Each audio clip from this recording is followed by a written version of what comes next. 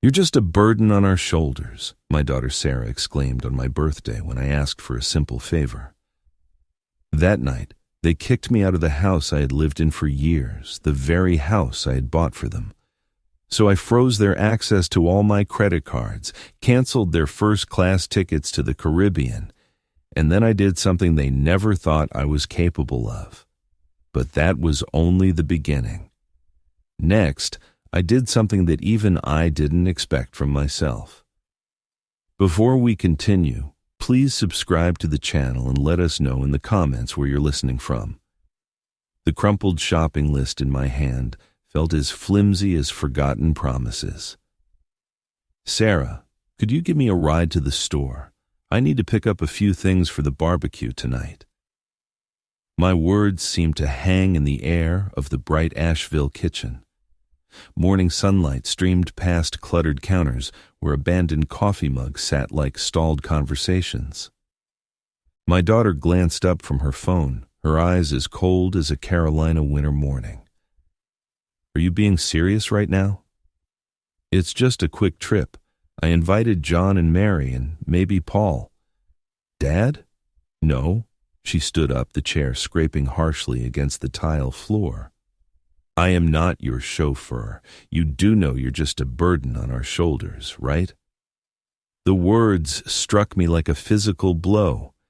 At 65 years old, my own daughter was speaking to me as if I were some unwelcome chore. "Sarah, it's my birthday.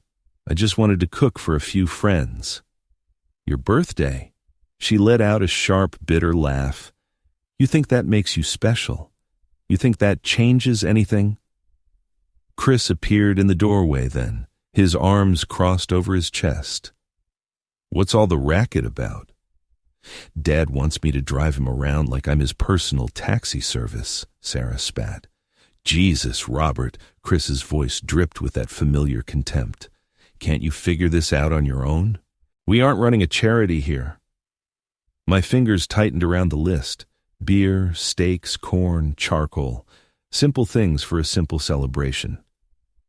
"I've never asked for much." "Haven't asked for much?" Sarah's voice rose. "You live in our house, you eat our food, you use our utilities. Everything we do seems to revolve around taking care of you." The kitchen fell silent, the only sound being the low hum of the refrigerator. Our house, the house I had bought for them, where I had given them everything and asked only for a place to stay in return. "Fine," I said, grabbing my coat from a hook by the door. "I'll manage." Sarah slammed her palm on the counter. "Don't you dare play the victim, Dad. We all see how this works." I walked out without another word.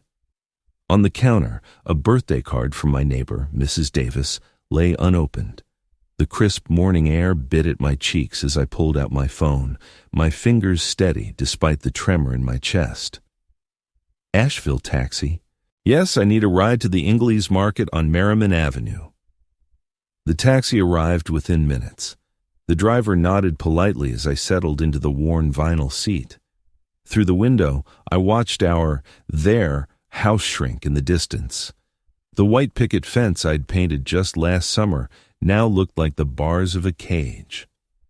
"Special occasion?" the driver asked, glancing at my list. "A little birthday barbecue," I replied, the words tasting hollow. As we drove through downtown Asheville, memories flooded my mind, uninvited. The day I signed the deed over to Sarah and Chris, thinking I was securing their future. The college tuition I'd paid, the wedding I'd funded, the countless times I'd opened my wallet without a second thought. Every sacrifice had been made willingly, given out of love. Ingles Market was buzzing with Saturday morning shoppers. I selected each item with care. Thick ribeye steaks, fresh corn still in its husks, premium charcoal. The cashier, a young man with kind eyes, helped me bag everything. "Having some folks over?" "Just a few old friends." I paid with cash, bills I'd withdrawn earlier in the week. The taxi ride home was passed in contemplative silence. The driver helped me carry the bags to the front door, refusing my offer of a larger tip with a friendly wave and a smile. Small kindnesses from strangers felt so precious now.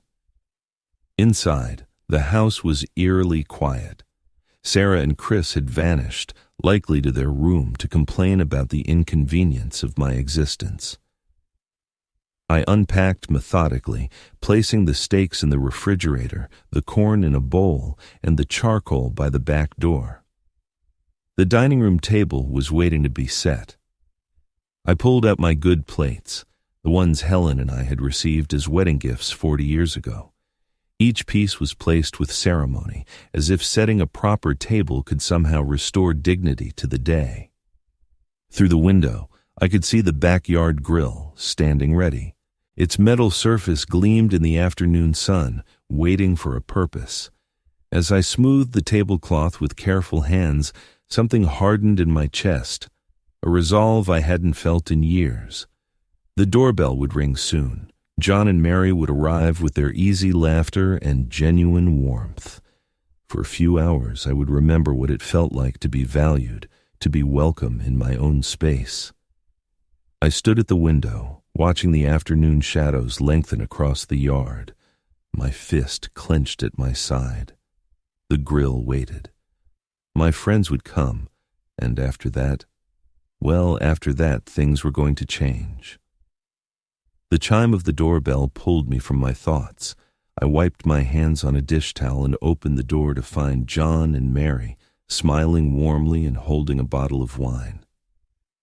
"Happy birthday, you old goat," John clapped me on the shoulder while Mary kissed my cheek, her perfume a gentle reminder of better times. "Thought we'd never get here," Mary laughed. "Traffic was a nightmare coming through town." Paul arrived moments later, carrying a six-pack and wearing his signature flannel shirt. "Ready to burn some meat, Robert?" We moved to the backyard where the vast Carolina sky stretched endlessly above us. The grill fired up with a satisfying whoosh, its flames dancing in shades of blue and orange. I arranged the steaks while John cracked open some beers, the familiar ritual feeling almost sacred. "Remember when we used to do this every weekend?" Paul settled into a lawn chair, stretching his legs out. "Back when we thought we'd live forever." "Speak for yourself," Mary teased. "I'm still planning on it." Their laughter filled the air like music. This was what I had wanted. Simple friendship, easy conversation, the comfort of being understood. The steaks sizzled, filling the yard with a rich, smoky aroma. "Are Sarah and Chris joining us?" John asked, glancing toward the house. "I'll go ask." I wiped my hands and stepped inside. I found them both in the living room, absorbed in their phones. "Hey, you two, my friends are here. Want to come out and—" Sarah looked up, her expression sour. "No thanks, I'm not really interested in an old folks party." Chris didn't even bother to look up from his screen. "Yeah, we'll pass on the geriatric convention." Heat rose in my cheeks. "They're good people. They'd like to meet you." "I'm sure they would," Sarah's voice dripped with sarcasm. "But I have better things to do than pretend to care about your sad little birthday party." I returned to the backyard, forcing a smile. My friends had heard everything through the open door. I could see it in their carefully neutral expressions, the way they suddenly became very interested in their beer bottles. "Everything all right?" Mary asked gently. "Fine. They're just busy." I flipped the steaks, grease spattering against the hot grill. The memory hit me then, sharp and bitter. 3 years ago, Chris had come to me with his business plan. Some vague startup idea about a graphic design agency. I'd written him a check for $15,000 without a moment's hesitation, believing in his dreams even when the details were fuzzy. The business had failed within 6 months. The money had vanished like smoke. "These steaks look perfect," Paul said, clearly trying to lighten the mood. I served them on my good plates, the same ones I'd arranged with such care earlier. We ate in a companionable silence, though the food tasted like ash in my mouth despite their compliments. "Well," John said eventually, checking his watch, "we should probably get going soon. Mary has her book club tomorrow." "Of course," I stood, beginning to clear the plates. Let me walk you to the gate."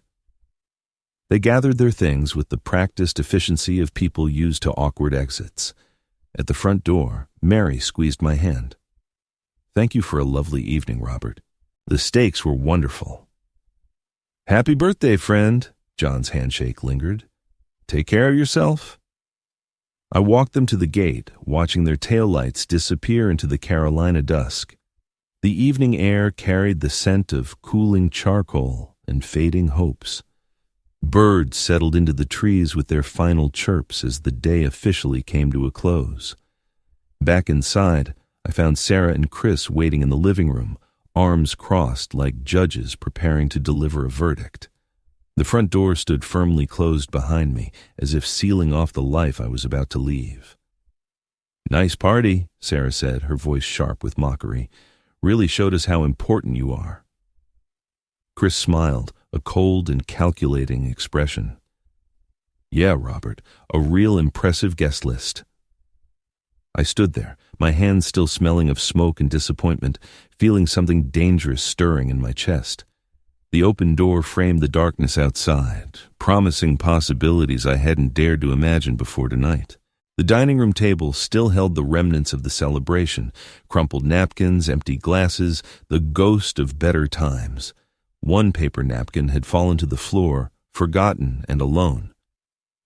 I closed the door with deliberate care, the click echoing through the house like a decision being finalized. The evening chill snuck in as I stepped into the dimly lit living room. Sarah and Chris stood like sentinels, arms folded, their faces set in hard accusation. The television flickered blue light across their rigid forms. "Really nice show you put on out there," Sarah began, her voice as sharp as the winter wind. Chris stepped forward, his jaw clenched. "What the hell were you thinking, Robert? Bringing those old fools into our house?" "They're my friends." My voice remained steady, though a cold knot formed in my stomach. Good people who wanted to celebrate. "This is our house," Chris cut me off, pointing his finger like a weapon. "You live under our roof. You don't get to invite random people over whenever you feel like it." Sarah nodded, her eyes glittering with what looked like satisfaction. "We didn't agree to host your little senior citizen social club." "I cooked. I cleaned up. They didn't disturb anything." "That's not the point," Chris's voice rose, echoing off the walls. "The point is you don't make the decisions here. You're a guest in this house, and guests don't throw parties." The word guest hung in the air like smoke. A guest. In the house I'd purchased for them 2 years ago when they couldn't afford rent after Chris lost his marketing job. The house where I'd signed my name on the mortgage papers, believing that family meant something.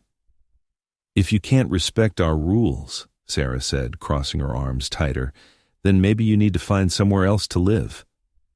The silence stretched between us, broken only by the distant hum of the refrigerator and the soft murmur of a late-night show on television. I looked at them both, my daughter and her husband, and saw strangers wearing familiar faces. "Fine." Sarah blinked, clearly expecting an argument. "What?" I said fine. I turned toward the staircase, my hand gripping the banister. "I'll pack," Chris scoffed behind me. "Don't be dramatic, Robert. We're just trying to set some boundaries." I climbed the stairs without responding, each step deliberate and measured. My room, the guest room apparently, waited at the end of the hall. I pulled my old suitcase from the closet, its leather handle worn smooth by decades of business trips and family vacations. I folded clothes neatly into the case, gathered toiletries from the bathroom. The photograph of Helen and me from our last anniversary, taken before the cancer took her, was wrapped carefully in a soft shirt. My fingers traced her smile. The memory struck me then, sharp and unwelcome. Sarah's wedding day, 6 years ago. The bill for the reception had been staggering. $28,000 for flowers, catering, photography. The works. I'd written the check without hesitation, watching my daughter dance in her white dress, believing I was investing in her happiness. Worth every penny, I had told Helen that night, both of us exhausted but smiling. Now, Sarah wanted me gone for having friends over for dinner. I zipped the suitcase closed, the sound sharp in the quiet room. My wallet was thick with the cash I'd withdrawn for the birthday barbecue. Car keys. No. The car was registered in both our names now. Another gift, another chain I'd forged myself. Downstairs, Sarah and Chris had returned to the couch, pretending to watch television. Neither looked up as I approached, the suitcase wheels rolling softly across the hardwood floor. I set my house key on the coffee table with a gentle click. The metal caught the TV's blue glow for a moment before settling into shadow. "Robert," Sarah started, but I was already walking toward the door. "Where are you going?" Chris's voice held a note of what might have been uncertainty. I opened the front door, and cool night air rushed in to fill the space between us. Out. The door closed behind me with the same deliberate care I'd used before, but this time I was on the other side of it, suitcase in hand, standing on the porch of a house that was no longer my home. The street stretched away into darkness, with streetlights casting pools of yellow onto the empty pavement. Somewhere in the distance, a dog barked once, and then fell silent. I took my first step away from the house, the wheels of my suitcase beginning their rhythmic rumble against the concrete. The night air tasted of freedom and uncertainty in equal measure.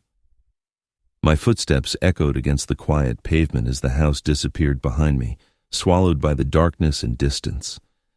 The suitcase bumped over sidewalk cracks, each jolt a reminder of what I had left behind. Asheville at night was different, softer, and more forgiving. Streetlights created islands of warmth in the cool Carolina air, and my breath formed small clouds that vanished into the darkness. The familiar weight of my wallet pressed against my chest, holding enough cash to last for several weeks if I was careful. As I walked, memories surfaced unbidden. Sarah at 18, sobbing in my kitchen after her first heartbreak. I had held her as she cried, promising her that things would get better, that she deserved someone who would treat her with respect. The irony was not lost on me now. The sidewalk stretched ahead, leading toward the commercial district where I knew there was a modest motel. My legs, unused to such a long walk, already ached, but the physical discomfort felt cleansing. Each step was a small act of rebellion against years of quiet submission. A car passed, its headlights briefly illuminating my path before it disappeared around a corner. The driver probably wondered about the old man walking alone with a suitcase, but I felt no shame. If anything, I felt more purposeful than I had in months. I passed the elementary school Sarah had attended, its playground equipment casting strange shadows in the moonlight. I remembered picking her up from there, her small hand in mine as she chattered about her day. When had that bright, loving child become the cold woman who had ordered me from my own home? The memory of her mother's funeral hit me like a physical blow. Sarah, devastated and lost, leaning against me as dirt fell on Helen's casket. I'd promised to take care of her, to make sure she never felt alone or abandoned. For 2 years after Helen's death, I had been Sarah's anchor, helping her navigate her grief, supporting her through therapy, always being there when she needed me. And this was how it ended, with house keys on a coffee table and a suitcase rolling down an empty street. The neon sign of the Mountaineer Inn buzzed softly in the distance, its red letters spelling out vacancy like a welcome. My pace quickened slightly, though whether from eagerness or exhaustion, I couldn't tell. The night clerk, a young woman with tired eyes and a genuine smile, checked me in without judgment. Room 12. It's a quiet spot in the back. The key was old-fashioned metal, heavy in my palm. Real keys for real doors. There was something solid and honest about that. Room 12 smelled of pine cleaner and faded cigarette smoke. It had a single bed with a floral comforter, a small table with 2 chairs, and a bathroom barely large enough to turn around in. It wasn't much, but for tonight, it was mine. I unpacked methodically, hanging shirts in the narrow closet and arranging toiletries on the bathroom counter. The photograph of Helen went on the nightstand, her smile keeping me company in the strange room. When everything was in its place, I lay on the bed fully clothed, my hands folded behind my head, staring at the ceiling. Water stains formed abstract patterns above me, and somewhere in the walls, pipes gurgled quietly. Under the vast Carolina sky, dotted with stars like forgotten hopes, I pieced together the years of quiet giving that were now fueling this quiet fire within me. Sarah's college tuition, $43,000. Chris's car when he lost his marketing job, $18,000. The down payment on their first apartment, $12,000. Wedding costs, emergency loans, Christmas gifts, birthday checks. How much had I given over the years? How much of myself had I poured into their lives, believing that love was measured in dollars and sacrifice? My breathing steadied as something crystallized in my chest. It wasn't anger. Anger was too hot, too unfocused. This was something cooler, more deliberate. It was the quiet certainty that I was done being treated like a burden by people who had built their lives on my generosity. The ceiling stared back, offering no answers but somehow confirming what I already knew. Tomorrow would be different. Tomorrow, I would stop being the man who gave everything and asked for nothing. Tomorrow, I would start being the man who understood his own worth. Morning light filtered through the thin motel curtains like a gentle awakening, painting golden stripes across the faded carpet. I stretched in the narrow bed, surprised by how well I had slept, better than I had in months, despite the unfamiliar surroundings. Something had shifted overnight. It was as if leaving that house had lifted a weight I'd grown so accustomed to carrying that I'd forgotten what freedom felt like. I dressed quickly, my hands steady as I buttoned my shirt. The mirror above the dresser reflected a man who looked different from the one who had checked in last night. Same face, same graying hair, but something in his eyes had changed. Purpose, determination. The room phone sat on the nightstand, black and solid with real buttons. I dialed the taxi company, speaking clearly into the receiver. Yes, the Mountaineer Inn. I need a ride to the Bank of America on Main Street. 10 minutes, came the reply. Outside, Asheville was waking up. The taxi arrived promptly, the driver nodding as I settled into the back seat. Through the window, I watched the town come to life. Coffee shops opening, people walking dogs, children waiting for school buses. The normal morning rhythms of a community I'd been a part of for decades, but somehow never truly belonged to. Business at the bank? The driver asked, glancing in the rearview mirror. Taking care of some accounts. The bank's marble lobby echoed with the sound of my footsteps. Fluorescent lights hummed overhead, casting everything in a stark, honest light. The morning teller, a middle-aged woman with kind eyes behind wire-rimmed glasses, smiled as I approached. Good morning. How can I help you? I need to block access to my credit cards for specific authorized users.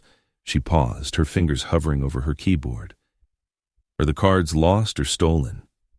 No, I want to remove access permissions for 2 people, my daughter Sarah Reynolds and her husband Chris Reynolds.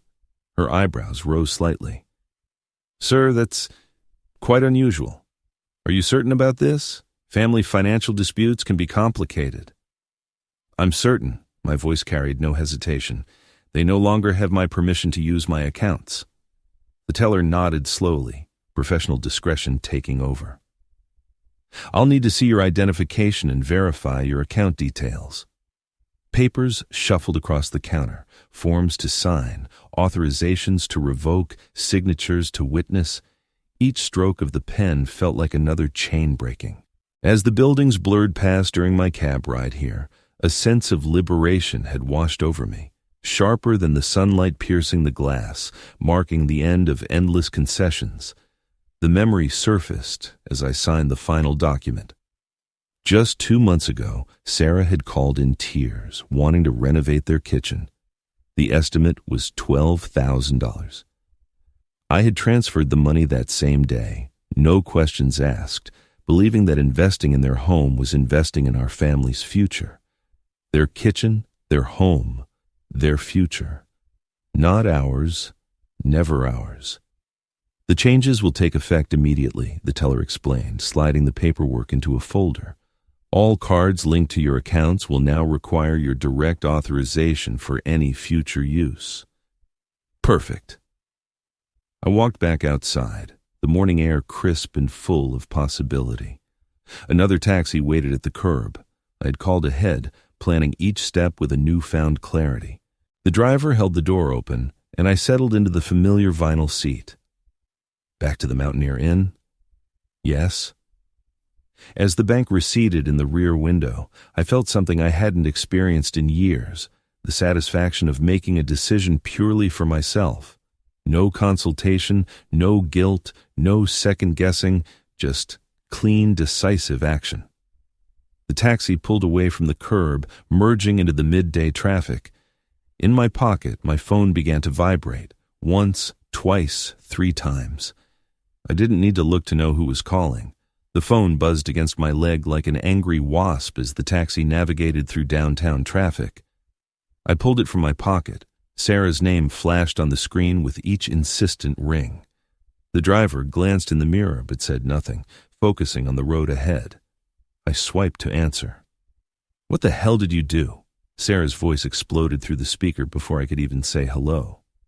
My card was just declined, at Dillard's. "Do you have any idea how embarrassing that was?" "Hello to you too, Sarah." "Don't you dare take that tone with me. I was buying shoes for a client meeting and the cashier had to cut up my card right there in front of everyone." The taxi hit a pothole, jostling me against the worn seat. Through the window, Asheville's Main Street rolled past, the same shops where Sarah had dragged me countless times, credit card in hand, purchasing things she claimed were necessities. "How does it feel?" I asked, my voice as steady as mountain stone. "How does what feel? Being humiliated by my own father? Being a burden? Being an embarrassment?" I let the words sink in. "Yesterday you told me I was just a burden on your shoulders. Today you're calling because you can't buy shoes with my money." Silence stretched across the connection. The taxi driver pretended not to listen, but I caught his eyes in the mirror. He'd heard enough family drama in his back seat to recognize the sound of relationships fracturing. "This is different," Sarah's voice returned, higher now, edged with something that might have been panic. "You can't just cut us off. We have expenses, obligations." So did I for 20 years. The memory flashed. Sarah at 25, calling from a boutique in Atlanta where she'd found the perfect dress for some charity gala. $300 for a single evening. I had given her my card number over the phone without hesitation, believing her happiness was worth any price. "Dad, you're being ridiculous. This isn't how family works." "You're right." I watched a mother pushing a stroller past a bus stop, her toddler pointing excitedly at a passing dog. Simple joy, uncomplicated by manipulation or guilt. Family doesn't work by calling each other burdens. Family doesn't work by kicking people out of their homes for having friends over. "We didn't kick you out. You chose to leave. After you told me to find somewhere else to live." Her voice cracked slightly. "That's not... We were just frustrated. You can't..." "I can." The words felt foreign in my mouth. When was the last time I'd said them to her? "I can make my own decisions about my own money. It seems that's a burden you'll have to carry now." I ended the call with a soft touch, the phone falling silent in my palm. The taxi continued its steady progress through town, passing the library where I'd taken Sarah for story time 30 years ago, the park where she'd learned to ride a bicycle with my hand on her back for balance. As her voice faded into static, the road stretched ahead like a path to newfound boundaries, each bump echoing the finality of my words. "Everything all right back there?" the driver asked, getting better by the minute. The Mountaineer Inn sign came into view, its neon letters bright against the Carolina sky. But as we approached, I noticed a figure standing near the entrance, tall, broad-shouldered, arms crossed in a posture I recognized all too well. The taxi slowed, and my phone remained mercifully quiet in my hand. Someone was waiting for me. The taxi slowed to a stop in the gravel parking lot, afternoon shadows stretching long across the asphalt. Through the windshield, I could see him clearly now. Chris, pacing back and forth under the flickering sign of the Mountaineer Inn like a caged animal. His shoulders were tense, his hands clenched at his sides. Even from a distance, I could see the anger radiating from every line of his body. "That'll be $12.50, the driver said, but his eyes were fixed on Chris's agitated figure. I handed him $15, pocketing my key card. "Keep the change." As I stepped out of the taxi, Chris spotted me immediately. He strode across the lot with quick, aggressive steps, his face flushed red with fury. "Robert, what the hell do you think you're playing at?" I closed the car door calmly, facing him as he approached. The afternoon air carried the scent of dust and distant pine trees, a peaceful contrast to the storm brewing in his eyes. "Chris, what brings you here?" "Don't act stupid with me." He was close enough now that I could see the veins bulging in his neck. "Sarah's card got declined, and our airline confirmation just got canceled. You think you can just—" "I think I can make decisions about my own money." My voice stayed level, though my heart was picking up speed. "It's a revolutionary concept, I know." Chris's hands balled into fists, his sleeves bunching like coiled springs. In that charged pause, as gravel crunched underfoot, memories surfaced of the loans I had extended without question, like the time Chris's business partner embezzled $30,000, leaving him bankrupt and desperate. I'd written the check the same day he called, no questions asked, believing family meant covering each other's mistakes. "You senile old fool," Chris snarled, stepping closer. "You're going to fix this right now, or what?" I took a step back, not from fear, but to maintain my distance. Chris lunged forward, grabbing for my shirt collar, but before his fingers could make contact, the taxi driver was suddenly there, stepping between us with the solid presence of someone who had dealt with troublemakers before. "Hey now!" The driver's voice carried a quiet authority. "That's enough of that." Chris stopped mid-reach, surprised by the intervention.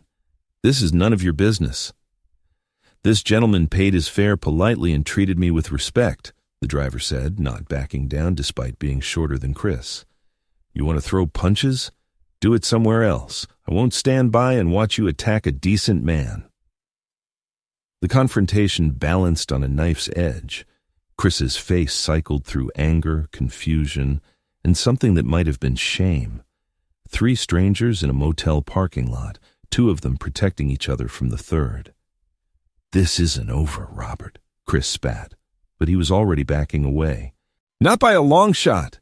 He stalked back to his pickup truck, the engine roaring to life with unnecessary aggression. Gravel sprayed as he peeled out of the lot, the sound of his departure echoing off the motel's weathered walls.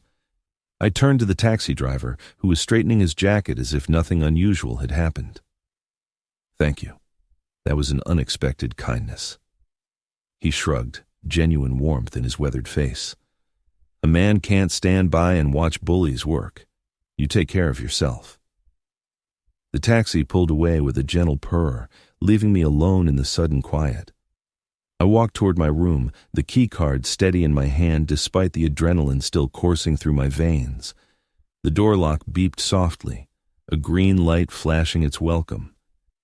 As I turned the key in the lock, a faint engine rumble faded in the distance, Chris's truck disappearing into whatever frustrated retreat awaited him.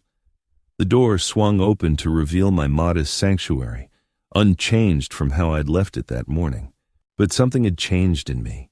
Standing up to Chris, having a stranger defend my dignity, watching my son-in-law retreat like a defeated schoolyard bully, it all crystallized into something harder and more certain than mere anger. The door clicked shut behind me, sealing me into the quiet space where my real plans could finally take shape.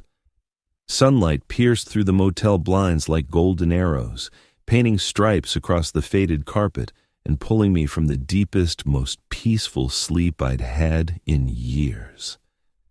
Yesterday's confrontation with Chris had left me feeling strangely energized rather than drained, as if finally standing my ground had unlocked reserves of strength I'd forgotten I possessed. I showered and dressed with deliberate care, choosing my best casual shirt and slacks. Today called for a certain dignity, a presentation of self that reflected the seriousness of my intentions. The man in the bathroom mirror looked older than his years, but carried himself with a renewed purpose. The bus stop sat 3 blocks from the motel, marked by a simple metal sign and a small wooden bench. Asheville's public transportation wasn't extensive, but it would get me where I needed to go. As I waited, watching early commuters hurry past with coffee cups and purpose, I felt no urgency. Time was finally on my side. The bus arrived with a gentle wheeze of air brakes, the driver nodding as I climbed aboard. Through the window, the rolling Carolina hills stretched toward distant mountains, the landscape unchanged by human drama. The medical bills I'd covered just last month flashed through my mind. Chris's emergency room visit after a weekend hiking accident, $800 that had appeared on my credit card statement without warning or explanation. Downtown Legal District, I told the driver when he asked for my destination. Big day ahead? You could say that. The law office of Morrison, Baker & Associates occupied the second floor of a historic brick building on Main Street. The receptionist, a professional woman with graying hair and kind eyes, scheduled me immediately when I explained my needs.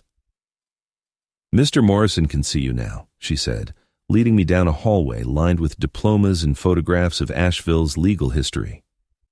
James Morrison was younger than I'd expected, maybe 45, with a careful attention to detail that came from handling people's final wishes. His office smelled of leather and old books, its wood paneling creating an atmosphere of serious business. Mr. Reynolds, I understand you'd like to revise your will? Completely rewrite it, I said, settling into the client chair and feeling the weight of the decision. I want to establish a charitable fund instead of leaving everything to my family. Morrison's eyebrows rose slightly, but his expression remained professional. That is certainly your right. Are there any specific charities you have in mind? Organizations that help seniors who've been abandoned by their families, people who need their dignity restored. For the next hour, we worked through the details. Morrison explained the options, consequences, and legal requirements. With each clause revised under the hum of fluorescent bulbs, a weight lifted, replacing years of quiet endurance with deliberate steps forward. This is remarkably brave, Morrison said as I signed the final documents. Most people struggle to make changes this significant, especially regarding family. Most people haven't been called a burden by their own daughter. The pen scratched across the official paper, carving new paths.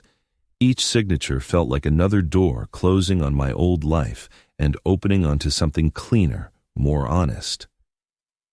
The changes take effect immediately, Morrison explained, sliding copies into a manila envelope. Your assets will be held in trust and distributed according to your specifications upon your death. Your family will receive notification if they were named in any previous versions. Perfect. I shook his hand, appreciating his firm grip and direct eye contact. Lawyers, I'd learned, dealt with family drama as much as legal codes. Morrison had seen enough bitter inheritance disputes to recognize genuine resolve. Walking down the courthouse steps, I felt lighter than I had in decades. The afternoon sun painted everything in sharp relief. Storefronts, passing cars, people going about their ordinary days, unaware that somewhere among them, an old man had just reclaimed his life. My phone chimed softly in my pocket, a sound I'd grown to associate with fresh complications. I pulled it out, squinting at the screen in the bright Carolina sunlight. The notification was a calendar reminder, something I'd apparently set and forgotten. It was a reminder to call my sister in Oregon, a trip I'd postponed for years to prioritize Sarah's endless needs. Now, it felt like a promise to myself, a step toward reconnecting with family who actually valued me. My thumb hovered over the screen as the implications began to dawn on me. There was still more to do. The bustling Asheville sidewalk welcomed me back into the rhythm of ordinary life as I stepped out of Morrison's law office. The signed papers rested securely in my jacket pocket. Their weight, both symbolic and literal, the future I'd spent decades building for Sarah and Chris, had just been redirected to strangers who would appreciate the gift. A city bus wheezed to a stop at the corner, passengers filing on with the patient efficiency of people accustomed to small-town transportation schedules. I climbed aboard, dropping exact change into the fare box and finding a seat near the window, where the vast Carolina landscape stretched beyond the glass. As the bus pulled away from the legal district, my eye caught a travel advertisement plastered on a storefront window. Pristine beaches, swaying palms, the promise of a tropical paradise. The image triggered a memory so sharp, it felt like a physical blow. 3 weeks ago, I had booked that Caribbean vacation. First-class flights for all three of us, an ocean view suite at the Ritz-Carlton, a rental car upgrade, a celebration of what I had naively believed was family unity. $28,000 charged to my platinum card without a second thought, imagining Sarah and Chris's faces when I surprised them with the printed confirmations. A family trip, I had told myself, to heal old wounds and make new memories. The irony tasted bitter now. Back in my motel room, I pulled out my phone and opened the airline app. The reservation appeared immediately. Reynolds, party of 3, departing July 15th, returning July 22nd. Premium seats with extra legroom, priority boarding, complimentary champagne service. I tapped the cancellation button. "Are you sure you want to cancel this reservation?" the screen prompted. "Cancellation fees may apply." My thumb hovered for exactly 1 second before confirming. The hotel booking came next. 7 nights in paradise, now reduced to a confirmation email marked "canceled" in red letters. As the confirmations piled up on the screen amid the quiet hum of the air conditioner, a quiet satisfaction bloomed, rooting deeper than the regrets I'd carried for years. Each canceled reservation felt like another shackle falling away, another decision made purely for my own peace of mind. My phone's contact list scrolled past dozens of names before I found the one I wanted. John Harrison, my oldest friend, and one of the few people who'd witnessed last night's humiliation firsthand. His number dialed immediately. "Robert, how are you holding up after yesterday?" "Better than you might expect, actually. John, would you be free for coffee this afternoon? There's something I need to tell you." "Of course. The usual place? The Rue on Broadway, 2 hours good for you?" "Perfect. I'll see you there." I ended the call and pocketed the phone, glancing at the bedside clock. 45 minutes until our meeting, enough time to process the morning's decisions and prepare for the conversation that would mark yet another step away from the man I had been and toward the person I was becoming. The cancellation emails had stopped pinging, leaving the room in blessed silence. Outside, Asheville continued its unhurried pace, unaware that in room 12 of the Mountaineer Inn, a man was systematically dismantling every bridge he had built to his ungrateful children. I straightened my collar and checked my reflection in the bathroom mirror.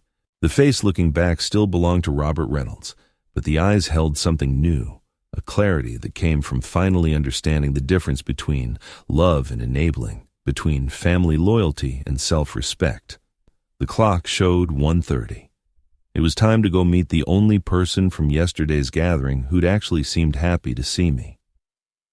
The brass handle of the Rue felt solid and welcoming as I pushed open the door. Afternoon sunlight gave way to the warm amber glow of Edison bulbs and exposed brick walls. The aroma of fresh ground coffee and baking pastries wrapped around me like an old friend's embrace, a stark contrast to the sterile efficiency of the law office and the lonely quiet of my motel room.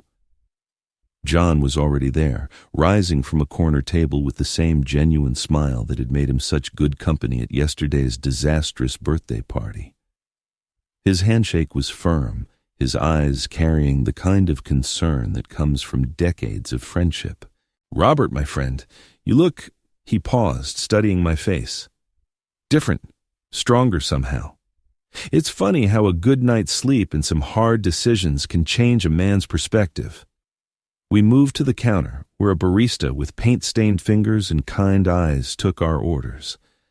Black coffee for John, a cappuccino for me, an indulgence I rarely allowed myself when Sarah was always watching my spending like a hawk monitoring its prey.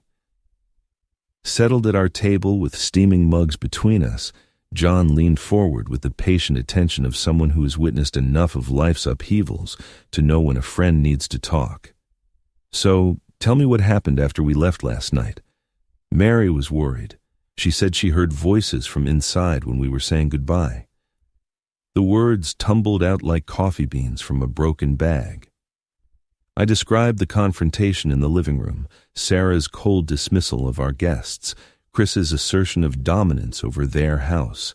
John's expression darkened as I recounted leaving the key on the coffee table, the suitcase rolling down dark streets, the strange peace I'd found in that narrow motel bed. "They actually threw you out?" John's voice carried disbelief. "On your birthday?" "After calling me a burden, yes." "Jesus, Robert, I knew they seemed distant lately, but that's—" He shook his head. "That's unconscionable." I continued with the morning's events, the blocked credit cards, Sarah's furious phone call, Chris's attempted intimidation in the parking lot. As steam curled from my cup, his words echoed my own inner shift, transforming the sting of loss into a badge of reclaimed strength amid the afternoon light. "And then this morning," I said, "I rewrote my will. Everything goes to charity now." John's coffee cup stopped halfway to his lips. "Everything?" "A foundation for seniors who have been abandoned by their families. People who understand what it means to have their love weaponized against them." The silence stretched between us, broken only by the gentle clatter of dishes and the low murmur of other conversations. John set down his cup with deliberate care, studying my face as if seeing me clearly for the first time. "You know what, Robert? Good for you." His voice carried a conviction that surprised us both. "I've watched Sarah and Chris treat you like a walking ATM for years. We all have. But none of us knew how to say anything without overstepping. You saw it too." "Of course we saw it. Last night at dinner, the way she rolled her eyes when you were talking about your garden, the way Chris kept checking his phone like he had somewhere better to be. At your own birthday party, for God's sake." The memory surfaced. Sarah's bored expression as I described the tomatoes I had been nurturing, Chris's dismissive snort when I had mentioned hoping to visit my sister in Oregon next month.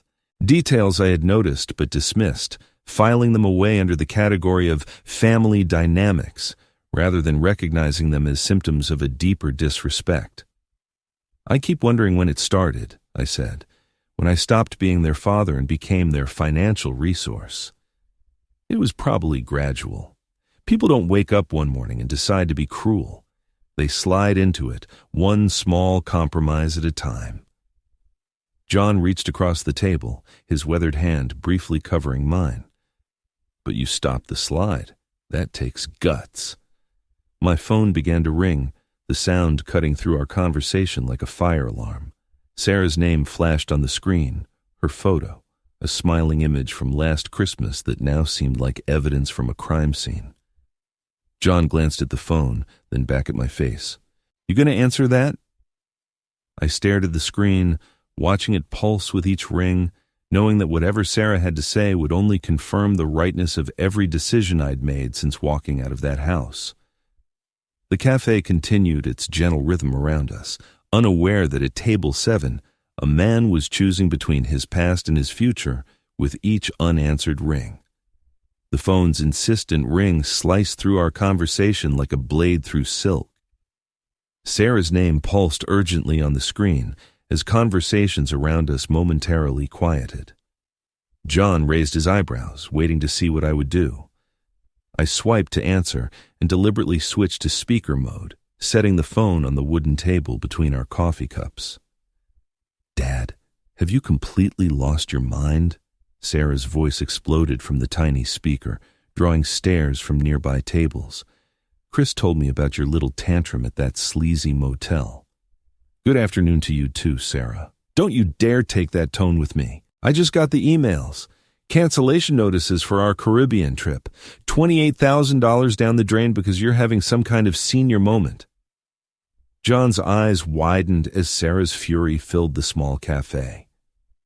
Other patrons had stopped pretending not to listen, their conversations dying as this family drama played out in real time.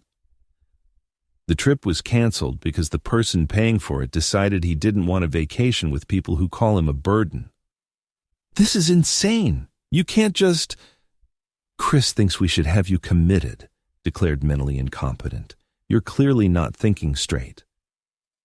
As her voice echoed off the walls, drawing stares from nearby tables, a wave of validation surged through me, sharper than the steam rising from our forgotten mugs. The memory flashed. Last year's family cruise to Alaska, another surprise I had funded, while Sarah spent the entire week complaining about the food, the weather, the excursions I had carefully planned. Actually, Sarah, I'm thinking more clearly than I have in years. You're destroying our family. How are we supposed to explain this to people? How are we supposed to pay for... You're supposed to pay for things the same way every other adult does, with your own money, from your own job, using your own resources. The silence from the speaker lasted exactly 3 seconds before Sarah's voice returned, higher and more desperate. You can't do this. We have obligations. Chris's business is not my problem. Your shopping habits are not my problem. Your inability to live within your means is not my problem. Each word came out calm and measured, carrying the weight of years of suppressed frustration. I'm done being your personal bank account. Dad, please, you're scaring me. This isn't like you. You're right. The old me would have apologized by now, would have transferred money to fix whatever crisis you've manufactured, would have begged for forgiveness for having the audacity to expect basic respect from my own daughter. John reached across the table, squeezing my free hand in encouragement. But that man is gone, Sarah. The man who raised you, who sacrificed everything for your happiness, who believed that family meant something. You killed him the night you threw him out of his own house. What you're talking to now is what's left, and what's left has decided he's done. You're my father. You can't just abandon me. Watch me. I ended the call with a gentle tap, Sarah's protests cutting off mid-sentence. The cafe fell into complete silence for a heartbeat before something unexpected happened. Someone started clapping. It began with the elderly woman at the corner table, her weathered hands coming together in slow, deliberate applause. Then the businessman near the window joined in, followed by the young mother with the stroller and the college student with his laptop. Within seconds, the entire cafe was applauding, not mockingly, but with genuine support, as if they had all witnessed something rare and necessary. Some customers nodded knowingly, while others smiled with the recognition that comes from their own experiences with ungrateful family members. Well done, John said quietly, his own hands joining the applause. Beautifully done. The clapping faded gradually, leaving behind a warm buzz of conversation and the soft clink of cups returning to saucers. I picked up my cappuccino, surprised to find my hands completely steady, despite the adrenaline still coursing through my veins. Outside, a siren wailed in the distance, growing fainter as it moved away from downtown. The sound blended with the gentle murmur of strangers who had somehow become witnesses to my liberation, their voices creating a symphony of ordinary life, continuing around moments of extraordinary change. I took a sip of my cooling coffee and smiled. The echo of applause followed me as I rose from the table, shaking John's hand with the gratitude that comes from knowing someone truly sees you. Thank you for listening, for everything. Anytime, friend. And Robert, I'm proud of you. The next month unfolded like pages turning in a book I'd never dared to read. Within a week, I'd contacted Susan Mitchell, Asheville's most respected realtor. a woman whose confidence and no-nonsense approach reminded me of the person I was becoming. "I want something that's completely mine," I told her as we drove through tree-lined neighborhoods, "something with space to breathe." The house she showed me on Hillside Drive was perfect, a modest ranch with wide windows overlooking the Blue Ridge Mountains, a kitchen built for one person who actually enjoyed cooking, and a front porch that caught both the sunrise and the sunset. The previous owners had maintained it lovingly, leaving behind the scent of fresh paint and possibility. "It has good bones," Susan said as I signed the purchase agreement, like its new owner. Moving day came with the kind of crisp Carolina morning that made everything seem possible. My possessions from the motel room fit into a single carload: clothes, toiletries, Helen's photograph, and the manila envelope containing my new will. Everything else I was learning had been unnecessary weight.